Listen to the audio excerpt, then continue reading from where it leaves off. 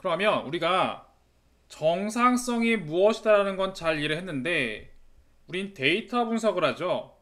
그럼 내 데이터가 정상성인지 아닌지 확인할 필요가 있습니다. 그 확인하는 방법이 통상 세 가지가 있습니다. 간단하게 기초 통계를 확인하는 방법이 있고, 두 번째 눈으로 시각화를 통해 확인하는 방법이 있습니다. 그리고 세 번째로 통계량을 사용해서 마찬가지로 확인해 볼 수가 있습니다. 자, 이를 지금부터 볼 건데 가장 중요한 건 시각화와 통계량일 수 있습니다. 여기 정상성 테스트 링크를 보시면 제가 별도의 위키피디아에서 유닛로드 테스트 여러 가지 소개를 하고 있습니다. 좀 더 궁금하신 이론적 내용은 살펴보시기 바랍니다. 자, 첫 번째로 기초 통계 테스트를 통해서 정상성을 본다는 것은 시간에 따라서 통계량, 우리가 알고 있죠? 평균, 분산, 공분산. 실제 그거를 확인해 보는 거예요. 시간을 나누어서 예를 들어서 봄, 여름, 가을, 겨울에 따라서 통계량이 일정한지 확인해 보는 겁니다. 그렇게 정상성을 확인하는 경향이 있고, 근데 이거는 많이 쓰이지는 않습니다. 가장 많이 쓰이는 건 시각화와 통계량입니다. 두 번째, 시각화는 일단 간단하게 그림을 그리면 우리가 눈으로 봐도 추세와 계절성이 있는지 없는지 확인할 수가 있습니다. 그래서 추세와 계절성이 없으면 어느 정도 정상성일 가능성이 사실은 높습니다. 이렇게도 확인할 수가 있습니다. 그런데 좀 더 통계량적인 시각화를 확인하는 게 무엇이 있냐면, 여러분들이 실습에서 플롯 ACF 또는 플롯 PACF 이걸 그린 것과 같이 시차 변화에 따라서 자기 상관이 어떻게 바뀌는지 확인하는 오토 코릴레이션 펑션이 있습니다.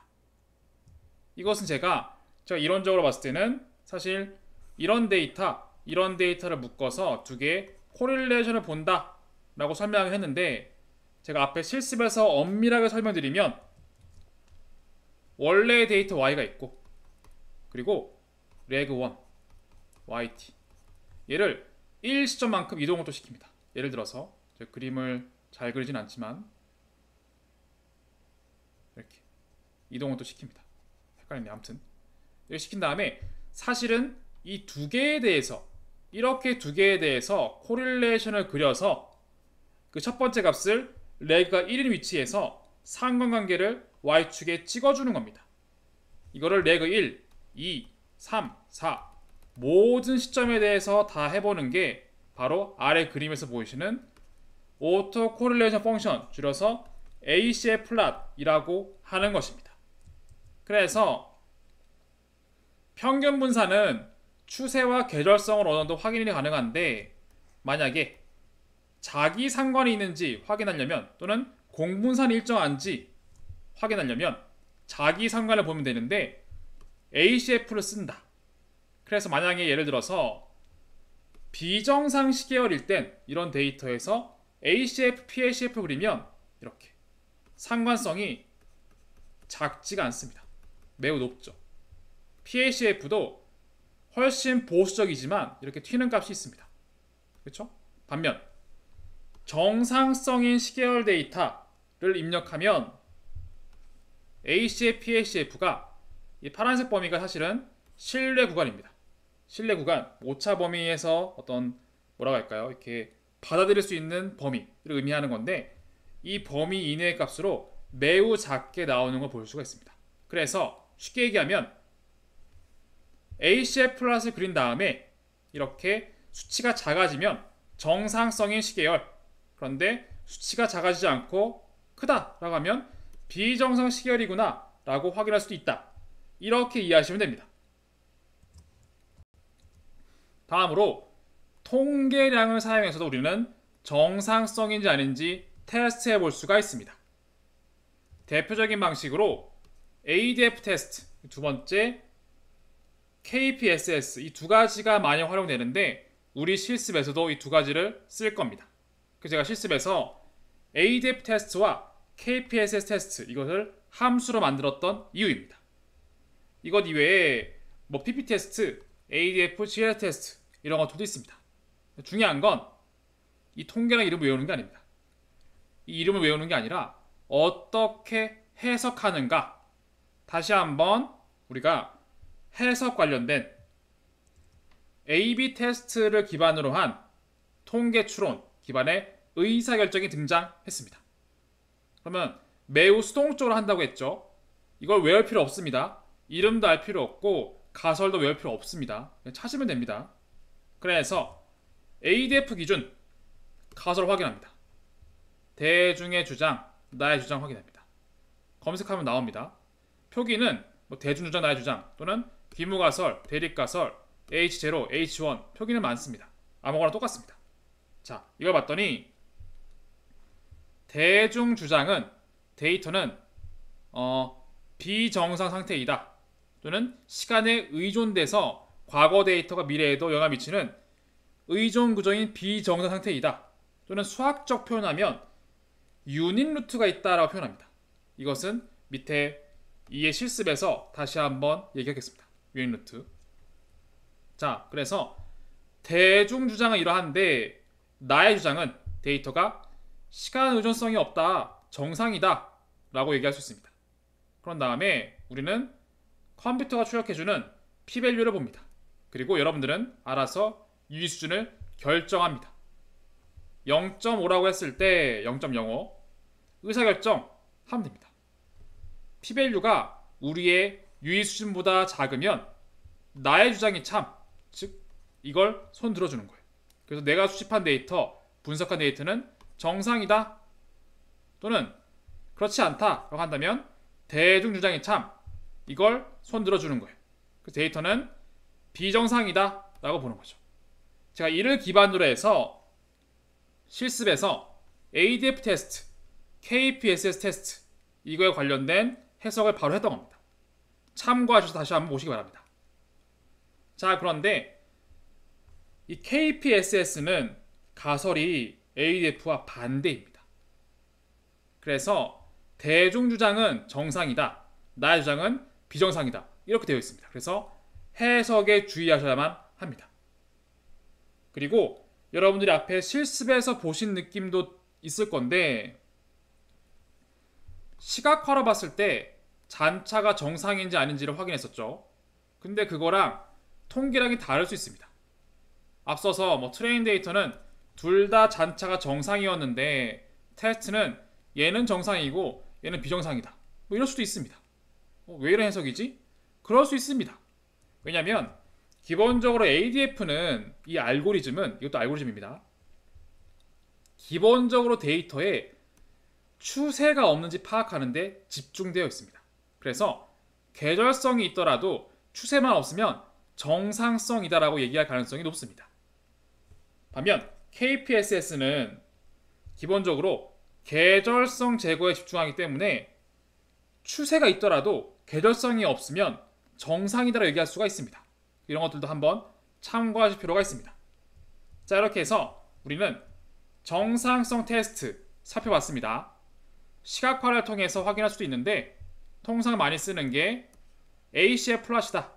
이를 통해서 ACL 플랫이 수치가 작아지면 정상성 데이터구나 확인할 수가 있다. 그리고 통계량을 통해서 통상 ADF나 KPSS가 많이 쓰이는데 쉽게 검색을 해서 가설 확인, P-밸류 이 수준 확인, 의사결정하시면 된다. 이렇게 정리하도록 하겠습니다. 자, 마지막으로 정상성을 한번 좀 더 시각적으로 이해하기 위해서 제가 랜덤워크 데이터를 한번 생성해 보았습니다. 이게 무슨 얘기냐면 코드를 보시면 제가 라이브러리를 불러오고 여기에 랜덤워크 데이터를 생성하고 통계량 ADF 테스트를 한번 실행해 봅니다. 자, 이게 뭐냐면 여기 보시면 수식을 다 보실 필요는 없는데 바로 이겁니다. 랜덤워크를 봤었죠? 여기서 랜덤워크 YT는 YT-1 더하기 화이트 노이즈였습니다. 이걸 그대로 적용해서 YT는 어떤 랜덤워크 어제값 그리고 랜덤워크 하나의 기준 무브먼트를 확인하는 거예요. 한마디 무브먼트가 랜덤하게 체크를 하는데 이것도 어제값 기준으로 업데이트한다. 이렇게 이해하시면 됩니다.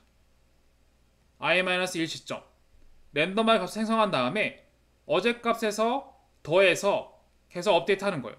근데 여기에서 제가 로우를 만들어놨죠. 로우 값 이걸 0으로 왔으면 처음에 0이면 이거 없는 거죠. 그쵸? 이게 없으면 그냥 화이트 노이즈인 거예요. 그쵸? 근데 제가 로우를 0.6으로 증가시킵니다. 즉 오늘 값은 0.6 곱하기 어제 값 그리고 화이트 노이즈 라고 생각하시면 됩니다. 이름에 너무 연연하지 마세요. 의미는 그렇습니다. 그런 다음에 통계량 테스트 그 다음엔 로우를 0.9로 바꾼 다음에 통계량 테스트 마지막으론 로우를 1로 바꾼 다음에 1이면 어제 값은 오늘 값은 어제 값 더하기 화이트 노이즈 완벽한 랜덤 워크죠. 수식상. 그런 다음 체크하는 겁니다. 자, 이걸 실행해 보시면 아래 그림이 나옵니다. 로우가 0일 때는 화이트 노이즈죠. 백색 잡음이기 때문에 완벽하게 평균이 0 그리고 분산이 일정 자기상관도 일정한 그런 화이트 노이즈 그림입니다. 좀 다르죠. 제가 한 화이트 노이즈는 얘인데요. 얘도 화이트 노이즈 맞습니다. 그런데 이것도 화이트 노이즈 맞습니다. 기본적인 정상성을 만족하는 데이터이기만 하면 됩니다. 제가 이거를 랜덤한 수치 값을 인위적으로 -1과 1만 나오도록 해 두어서 그렇습니다. 자, 그런데 로우를 0.6으로 늘리니까 이렇게 나와요. p-value 해석해야죠. 이런 화이트 노이즈에서 ADF p-value는 0입니다. 자, 올라가서 ADF 가설 확인 p-value가 유의수준보다 작아요. 그러면 나의 주장이 참. 나의 주장이 뭐죠? 데이터는 정상이다. 그렇죠? 정상이다. 그렇습니다. 그래서 화이트 노이즈는 정상인 데이터다라고 통계량이 얘기합니다. 그런데 로우를 0.6으로 올리니까 데이터는 좀 바뀌었죠. 우리가 아는 화이트 노이즈처럼 보입니다. 그리고 p-value는 여전히 작습니다. 그래서 통계량도 정상이다라고 합니다. 그리고 로우를 0.9로 올렸습니다. 여전히 p-value는 매우 작죠. 그리고 통계량은 정상이다라고 합니다. 자, 여기서 0에서 0.6, 0.9 계속 올렸죠. 수치가 크게 올렸죠. 근데 0.9를 1로 단 0.1만 증가시키면 갑자기 그림이 튀어버리죠. 마치 주식의 움직임처럼 주가의 움직임처럼 완전히 달라집니다. 그렇죠? 0일 때 0.6, 0.9일 때 단순히 0.9에서 0.1 증가시킨 1밖에 안 되는데 그림이 완전히 다릅니다. 그렇죠? 통계량 보세요. p-value가 0.97이죠. 갑자기 엄청 작은 0에서 1에 가까운 수치로 바뀌어 있습니다. 그래서 이 결과는 통계량상 p-value가 유의 수준보다 크죠. 따라서 데이터가 비정상이다라고 하는 겁니다. 이걸 통해 뭘 할 수 있냐면, 자, 단위근이라는 뜻을 이제 얘기해야 되는데, 이 모델의 어제 값의 개수가 1에 가까워지면 10개월 데이터는 평균에서 벗어나서 랜덤워크로 급변하죠. 급변합니다. 급변하게 되고 갑자기 없던 추세가 생겨버립니다. 그래서 실제로 앞에 있는 이 단위근이라는 개념은 바로 이 개념입니다. 데이터에서 이 yt-1 어제 값의 앞에 붙은 개수가 1에 가까운지 또는 있는지 없는지 이를 체크하는 것이 ADF 테스트인 겁니다. 그리고 1, 이 1이 우리는 이렇게 지금 1로 보지만 1로 보죠.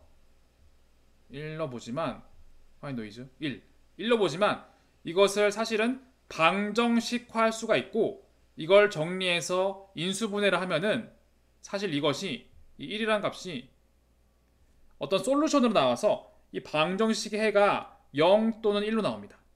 그래서 이 앞에 있는 1을 단위근이라고 부르는 거예요. 쉽게 얘기하면 엄밀하지는 않지만. 그래서 이 통계량 검증에서 데이터가 단위근이 있다, 없다라고 하는 것은 바로 이 앞에 있는 개수가 1이면 단위근이 있는 거, 1이 아니면 단위근이 없는 겁니다. 이런 해석 때문에 수학적으로는 단위근이 있는지 없는지 체크하는 것입니다. 그것이 바로 ADF 테스트예요. 실제로 ADF 테스트가 만들어질 때는 데이터 분석을 알고 만든 게 아닙니다.